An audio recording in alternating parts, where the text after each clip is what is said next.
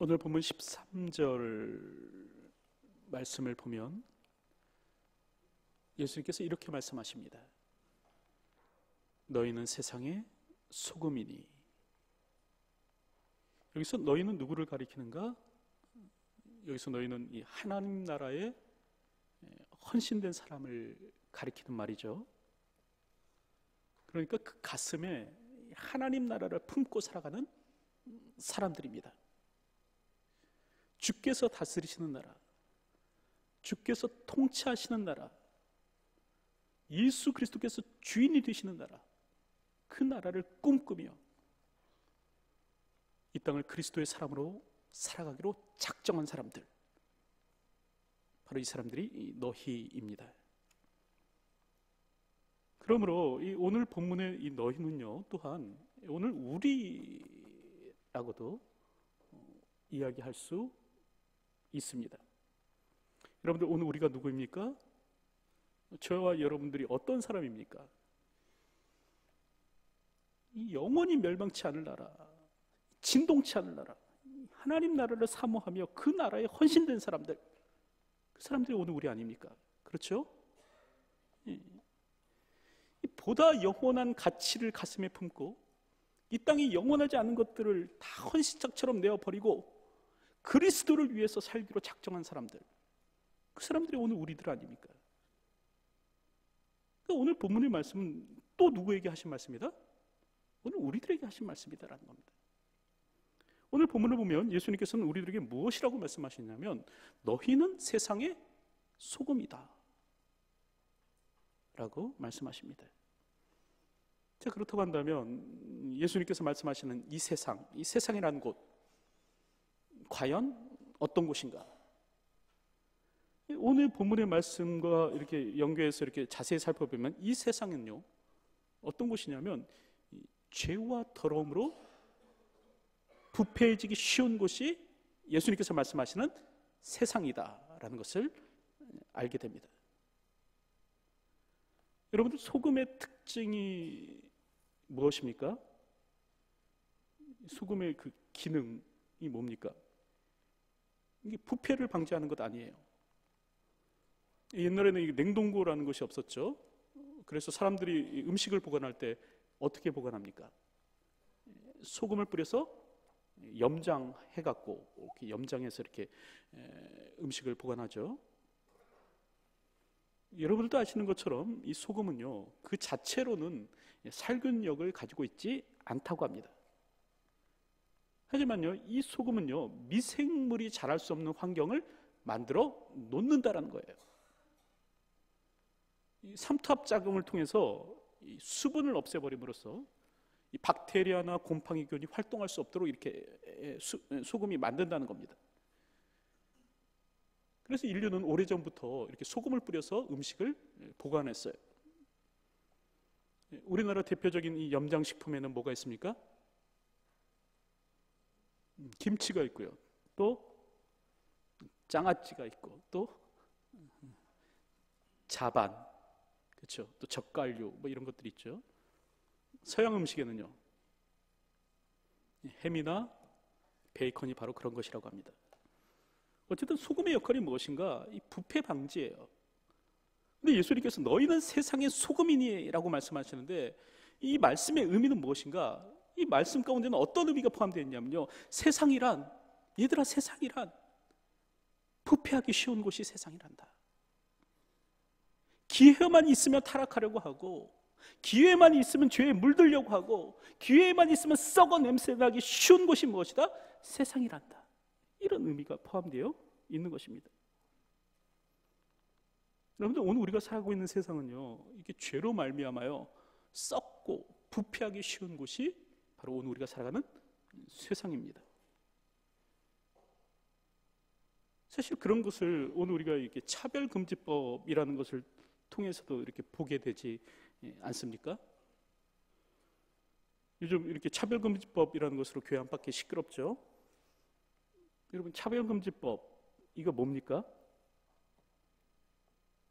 이게 뭐냐면 합리적인 이유 없이요, 그러니까 어떤 정당한 이유가 존재하는 것이 아닙니다. 어떤 합리적인 이유 없이 성별, 또 신체 장애, 나이,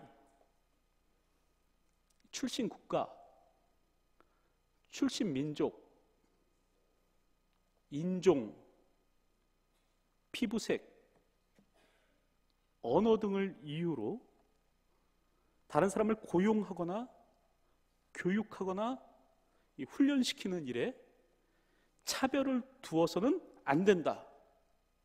이걸 금지하는 법, 차별을 금지하는 법이 무엇인가? 이 차별금지법이에요. 여러분, 오늘 우리는요, 어떤 경우에 있어서도요, 이 피부색을 가지고 사람을 차별하는 일이 있어서는 안 됩니다. 성경은 뭐라고 얘기하냐면 모든 사람이 하나님의 형상으로 지음받았다라고 얘기를 해요. 백인들만 하나님의 형상으로 지음받은 것이 아니고요, 오늘 나 같은 유색인종들도 하나님의 형상으로 지음받았다라고 성경은 증언하고 있습니다. 그러므로 오늘 우리는요, 어떤 경우로도 우리의 피부색을 가지고 다른 사람 차별해서는 안 됩니다. 나보다 하얀 사람에게는 기가 죽고 나보다 까만 사람에게는 의기양양해서 그 사람들을 무시하는 일이 있어서는 안 된다는 거예요. 이는 성별 역시도 마찬가지입니다. 여러분, 오늘 우리는요, 여자라고 차별해서는 절대 안 됩니다. 여성이라고 무시해서는 안 돼요. 특별히 교회 아니라면 교회일수록 더 이런 요소가 교회 안에 존재해서는 안 됩니다. 어떤 일이 있어도 여성을 무시해서는 안 되고요. 또한 출신 지역을 가지고 사람을 차별해서는 안 됩니다. 여러분들 엊그제 뉴스를 보셨는지 모르겠어요. 또 인터넷에 좀 이렇게 조금 시끌시끌했는데 경기도의 모 기업체에서요, 채용 광고를 냈다고 합니다. 근데 어떻게 채용 광고를 냈냐면 이렇게 채용 광고를 냈어요. 외국인 불가, 전라도 지역 출신자 불가, 이렇게 냈습니다. 그 외국인과 전라도 지역 출신자는 채용을 안 하겠다는 얘기예요. 이걸 공식적으로 이렇게 홈페이지에다 올렸습니다. 이게 난리가 났죠. 그래서 이제 그 회사가 이렇게 이제 광고를 내려버리고, 이제 회장이란 사람이 사과를 했는지 변명을 했는지, 그러니까 그 사람이 볼 때는 사과고 제가 볼 때는 변명처럼 보이고 하는 일을 했습니다. 이렇듯 출신 지역을 가지고 사람 차별하는 일 해서는 안 돼요, 여러분. 이걸 금지하자는 법이 차별금지법입니다. 근데 문제는 뭐냐면 이 차별금지법이요, 이런 것들만 금지하는 것이 아니라는 데 문제가 있어요. 이 차별금지법이라는 것이 시행되면 또 모두 금지되는가? 이 종교적 표현하고요, 또 전도 역시도 금지될 수가 있습니다. 특별히 성경에서 죄라고 말하는 것까지도 이제는 강단에서 이야기하지 못하는 수가 생길 수가 있다는 거예요. 여러분, 성경에서 이렇게 죄라고 말하는 것 가운데 하나가 무엇입니까? 사실 그 가운데 하나가 동성애거든요. 로마서 1장 27절을 보면, 한번 찾아보십시오. 로마서 1장 27절을 보면 이렇게 기록하고 있습니다. 서로를 향하여 음욕이 불일 듯하며 남자가 남자와 더불어 부끄러운 일을 행하여, 이렇게 기록하고 있어요. 여러분, 여기서 남자가 남자와 더불어 부끄러운 일을 행하여라는 말이 무슨 말입니까? 이게 뭘 가리키는 말이냐면 동성애를 가리키는 말이에요. 남자가 남자와 더불어서 부끄러운 일을 행하는 것, 이게 동성애인데 뭐라고 얘기하냐면 그 다음에 그들의 그릇 때문에 상당한 보응을 그들 자신이 받았느니라 라고 얘기합니다. 그래서 지금 성경은 이 동성애에 대해서 뭐라고 이야기를 하냐면 그들의 그릇됨이다, 그릇된 행동이다라고 얘기를 하는 거예요. 하나님의 시각에서는요, 하나님의 평가에 의하면요, 이 동성애는 무엇인가? 부끄러운 일이고요, 그리고 그릇된 일이다 라는 것입니다. 여러분, 물론 오늘 우리는요, 그 동성애자들이 가지는 아픔 있잖아요. 그 사람들 굉장히 힘들어하거든요. 아픔하고 고통 이해해 줄 수 있어야 됩니다. 그리고 그들의 회복을 위해서, 또 그들의 치료를 위해서 오늘 우리가 돕고 기도해 줄 수 있어야 돼요. 예수님께서 세리와 죄인들의 친구가 되어주셨던 것처럼 오늘 우리 역시도 그들을 도와줄 수 있어야 됩니다. 교회가 그들에 대해서 해야 될 일은 막 돌을 던지고 그들을 저주하는 일이 아니라 사실 그들도 긍휼의 마음으로 품고 도와줄 수 있어야 됩니다. 그러나 그것과 동성애는 죄가 아니다라고 얘기하는 것은 전혀 별개의 것이라는 것을 우리들은 기억했으면 좋겠습니다. 여러분, 성경은 동성애에 대해서 무엇이라고 얘기하는가? 죄라고 얘기를 해요. 여러분, 소돔과 고모라가 왜 멸망했습니까? 바로 그 같은 일 때문에 멸망한 거예요. 그런데 이 차별금지법이 시행되면 어떻게 되는가? 이렇게 이제 동성애가 죄라고 말하는 순간 어떻게 됩니까? 그 말하는 사람은요, 처벌의 대상이 될 수 있습니다. 경찰이 조사받게 되고요, 사건 진위가 파악된 후에 법의 처벌을 받게 될 수가 있다는 것입니다. 실제로요, 영국에서 이 우리와 비슷한 이 차별금지법과 비슷한 평등법이라는 것이 시행되고 있는데, 영국 안에서 이런 일이 있다는 거예요. 그 C 채널을 통해서 방송된 영상을 봤는데 이런 일이 있다는 거예요. 실제로 영국의 한 대형교회 목사님이요, 설교 중에 이런 얘기를 했습니다. 이슬람은 이교도이고 이단입니다. 이렇게 이제 강단에서 설교를 했어요. 근데 이게 결국 고소가 되었고 이 목사님이 경찰 조사를 받게 되었습니다. 그리고 결국 언론에 공개적으로 사과하는 일이 있었습니다. 내 의도는 그런 것이 아닙니다. 여러분들의 마음에 상처 주려고 한 것이 아닙니다. 이러고 공개 사과를 해야 되는 일이 일어났습니다. 또한 이 영국 교회에서 이 교육 전도사를 채용하기로 했는데, 이 채용 인터뷰에서 자신이 교육 전도사로 지원한 사람이요, 이 자신이 내가 동성애자다라고 이렇게 고백을 했습니다. 그것을 이유로 해서 교회가 그 사람을 채용하지 않자 어떤 일이 일어났는가? 이 사람이요, 교회를 고소했고 그 결과 교회는요 약 6,500만 원 정도 우리 돈으로요 벌금을 내었다고 합니다. 또 어떤 일이 있었는가? 한 부모가 이제 어린 아이를 입양했거든요. 그 아이를 키우면서 이 아이에게 이제 기독교 신앙을 심어준 겁니다. 그랬더니 어떤 일이 일어나는가? 이제 관리 감독하는 보육기관에서 이를 제지하고 다시 아이를 빼앗아가는 일이 일어났다고 합니다.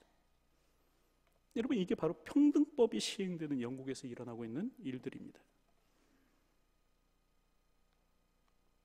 이렇듯 오늘 우리가 살아가고 있는 이 세상은 어떤 세상인가? 여러분, 점점요 이제 참과 거짓의 구분이 모호해져가는 세상이 오늘 우리가 살아가는 세상인 것 같아요. 옳고 그름의 경계가 점점 없어지는 것이 우리가 살아가는 세상인 것 같아요. 이 관용이라는 미명하에, 또 평등이라는 이 미명하에 이제는 옳은 것을 옳다고 이야기하지 못하는 세상이 점점 되어가는 것 같습니다. 심지어는요, 하나님께서 명백하게 죄라고 규정해 놓으신 것조차 그것을 이야기하면 이제는 처벌받아야 되는 그런 세상을 우리가 살아가고 있습니다. 근데 오늘 본문을 보면요, 이런 세상을 살아가고 있는 오늘 우리들에게 예수님께서는 무엇이라고 말씀하시는가? 너희는 세상의 소금이다. 너희는 세상의 소금이다 라고 말씀하고 계시는 것입니다.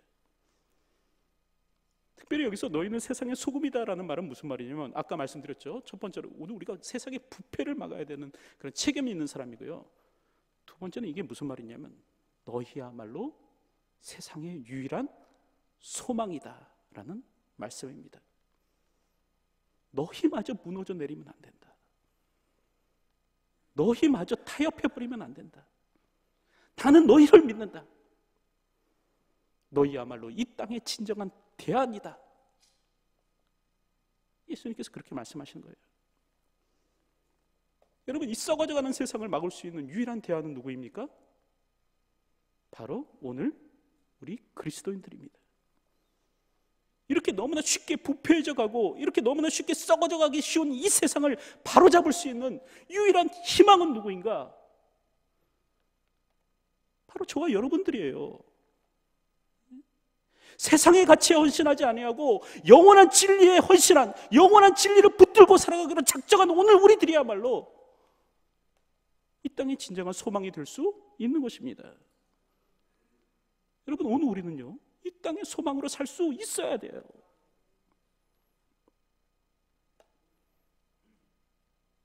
자, 그렇다고 한다면 오늘 우리는 어떻게 이 땅의 소망으로 살아갈 수 있을 것인가? 이 빛이 없는 시대, 이 어둠뿐만 있는 시대, 이렇게 부패하고 썩어져가기 쉬운 이 시대에 오늘 우리가 세상의 희망으로 살기를 원한다고 한다면 오늘 우리는 어떻게 살아야 되는 것인가? 첫째로요, 팔복의 말씀을 쫓아 살아야 됩니다. 여러분들, 오늘 우리가 보시는 것 같이 이 빛과 소금의 이야기는 무슨 이야기 다음에 나오냐면 이 팔복의 말씀 다음에 나와요. 그러니까 다시 말하면 예수님은 어떤 사람에게 너희가 세상의 소금이다, 너희가 세상의 빛이다라고 지금 얘기해주고 계시냐면 이 팔복의 말씀을 듣고 그 말씀을 자신의 것으로 받아들인 사람이요, 이 팔복의 말씀을 듣고 복의 개념을 바꿔버린 사람이요. 그러니까 세상에서 부자 되고 잘 먹고 잘 사는 것을 인생의 성공이라고 생각하는 것이 아니라 더욱더 가난해지고 더욱더 애통해하고 더욱더 온유함으로 살고 더욱더 그 양심의 청결함으로 살고 의를 사모하며 의를 위해서 핍박받는 것을 즐거움으로 살아가기로 작정한 사람들이요, 그걸 복으로 알고 살아가기를 작정한 사람들이요, 그 사람들에게 지금 예수님 뭐라고 얘기하냐면 너희가 세상의 빛이다, 너희가 세상의 소금이다, 이런 얘기를 해주는 거예요. 지금 예수님은 저작거리에 아무나 붙잡고 너희가 세상의 소금이다라고 얘기하는 것이 아니라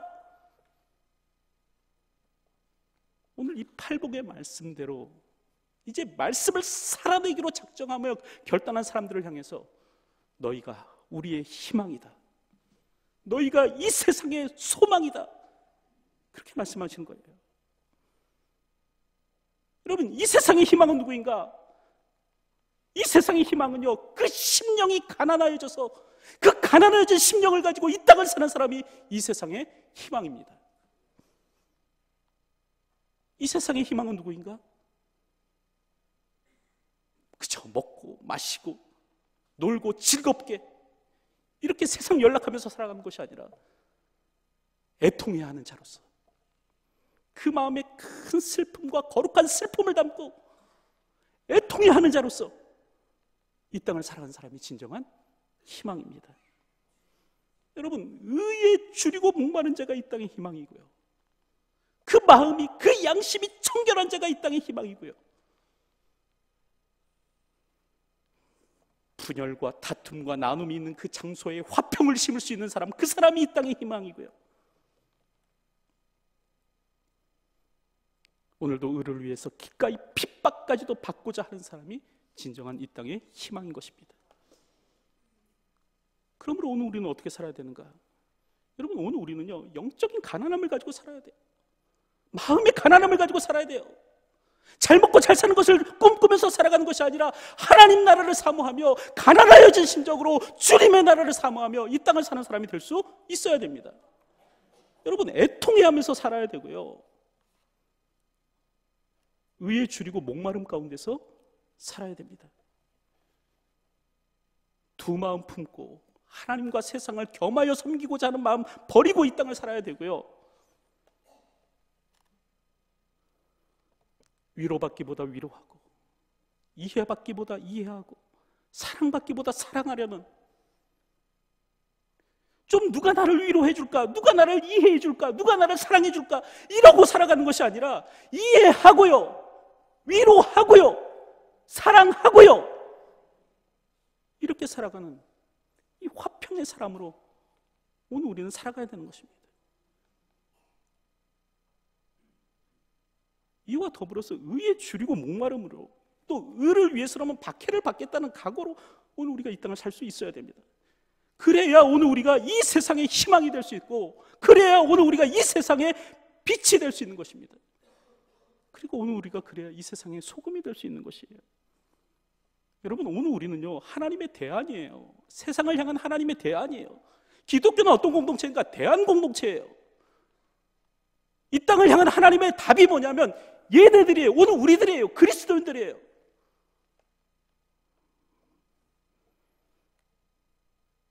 다시 한 번 더 결단하시기 바랍니다. 다시 한 번 더 작정하시기 바랍니다. 여러분, 팔복의 말씀을 듣는 자가 복 있는 자가 아니라 이 팔복의 말씀을 살아내는 자가 복 있는 사람입니다. 여러분, 팔복의 말씀을 설교하는 자가 복 있는 사람이 아니라 이 팔복의 말씀대로 주어진 삶을 살아내는 자가 복 있는 사람이에요.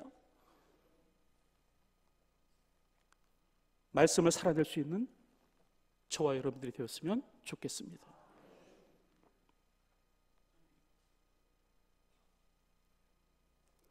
둘째로요, 오늘 우리가 이 시대의 소망이 되기 위해서는 어떻게 해야 되는가? 세상보다 더 높은 의의 기준을 가지고 살아야 합니다. 다시 말하면 오늘 우리 의가 세상의 의와 같아서는 안 된다는 거예요. 오늘 우리의 의가 세상의 의보다 못해서는 안 된다는 것이에요. 마태복음 5장 20절을 보니까 예수님께서 뭐라고 얘기하십니까? 너희 의가 서기관과 바리새인보다 더 낫지 못하면 결단코 천국에 들어가지 못하리라. 예수님께서 그렇게 말씀하셨어요. 너희의 의는 서기관의 의보다 바리새인의 의보다 더 뛰어나야 된다. 그들의 의를 초월해야 된다. 그들의 수준을 뛰어넘어야 된다. 세상의 수준에 머문 것이 아니라 그들의 의를 뛰어넘는 그런 삶이 있어야 된다. 예수님께서 그렇게 말씀하고 계시는 거예요. 여러분, 그런데 문제가 뭡니까? 우리의 문제가 뭐예요? 오늘 우리가 세상과 똑같이 살아간다는데 오늘 우리의 문제가 있는 것 아닌가? 라는 생각이 듭니다.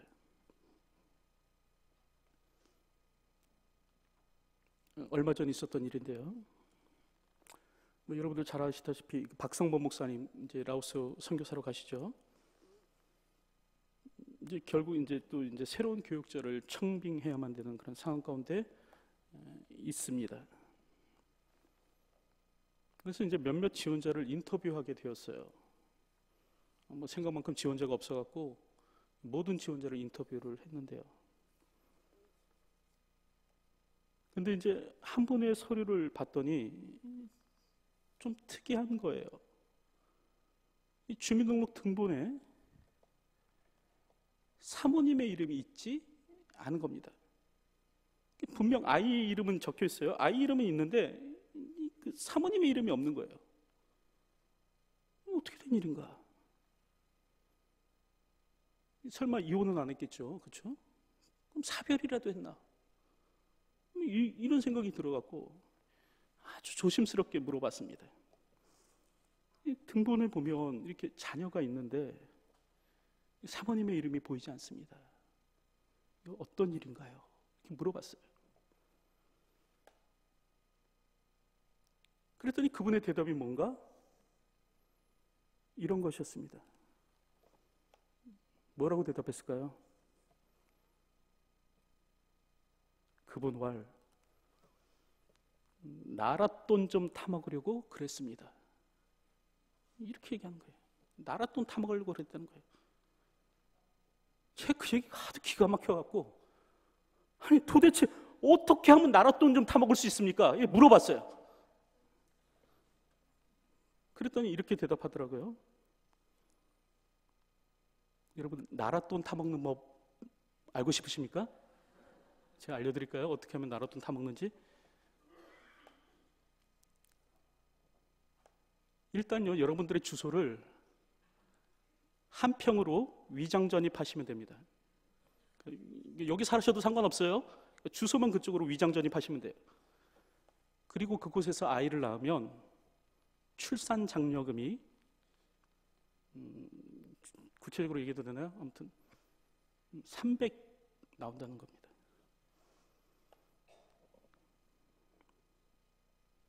이 나랏돈 타먹기 위해서 자기가 지금 위장 전입했다는 거예요. 이렇게 세대 분리해갖고 같이 살지만 이렇게 가짜로 이렇게 주소 올렸다는 거예요. 저 이야기 듣고 피가 사실은 거꾸로 솟는 줄 알았습니다. 여러분, 젊다라는 말이 무슨 말입니까? 여러분, 젊은이라는 말이 무슨 말이에요? 특별히 이 신학생이요, 그 어느 때보다도 복음의 열정에 뜨거워지는 이 신학생들이요, 그 어느 때보다도 십자가를 지고 주님을 쫓겠다라고 각오하고 작정한 이 전도사들이요, 그 말이 갖는 의미가 뭐겠습니까, 여러분? 여러분, 젊다는 말은 이 기성세대와는 다르다는 얘기 아니겠어요? 아니, 목에 칼이 들어와도 아닌 것은 아니다라고 말할 수 있는 사람이 젊은 사람들 아닙니까?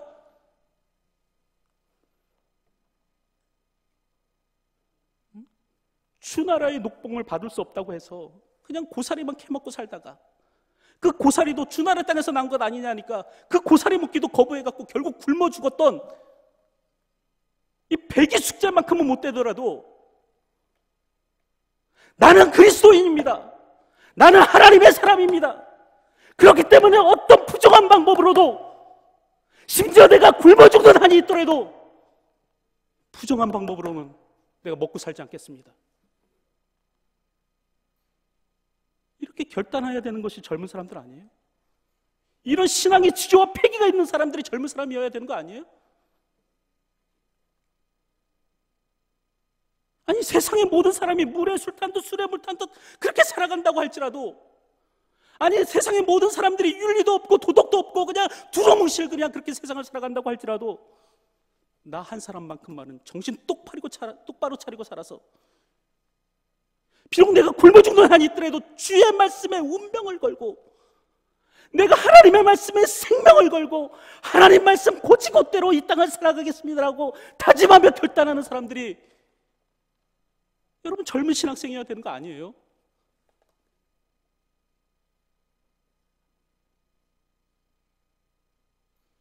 이 친구를 보니까 벌써 목회 한 5단쯤 된 것 같아요.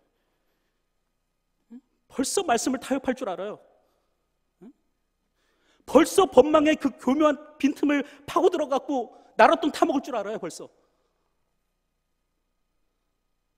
벌써 자신의 이득을 위해서라면 불의와 손잡을 줄 알아요.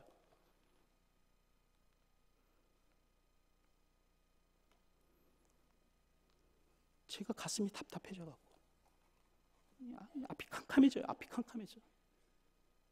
한국교회의 미래를 보는 것 같아갖고 앞이 캄캄해져요.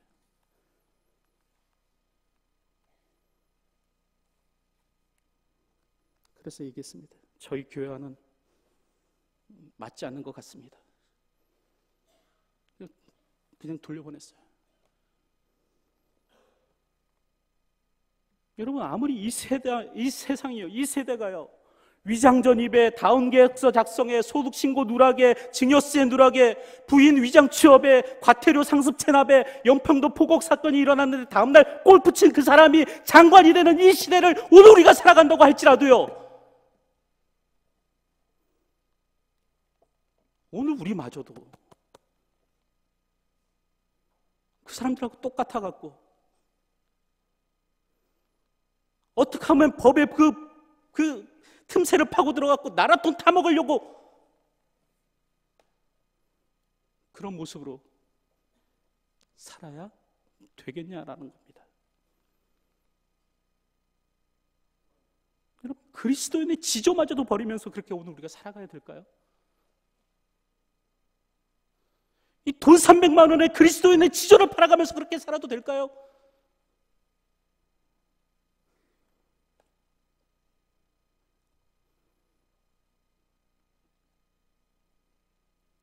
세상의 수준으로 살아서는 안 됩니다.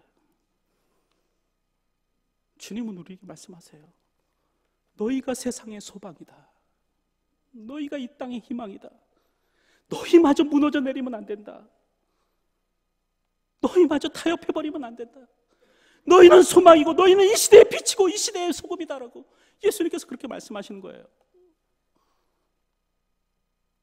여러분, 빛이 그 빛을 잃으면 어떻게 되겠습니까? 소금이 그 맛을 잃으면 어떻게 되겠습니까? 오늘 성경을 보니까 밖에 버리워서 단지 사람들에게 밟힐 뿐이라고 얘기를 해요.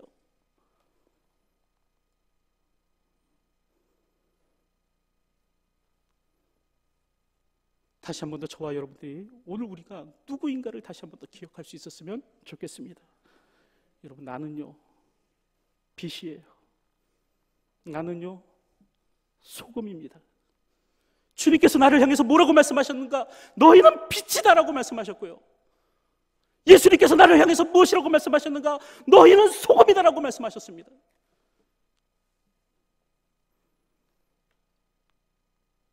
그렇다고 한다면 빛으로서 소금으로서 살 수 있는 사람이 되어야 하는 것입니다.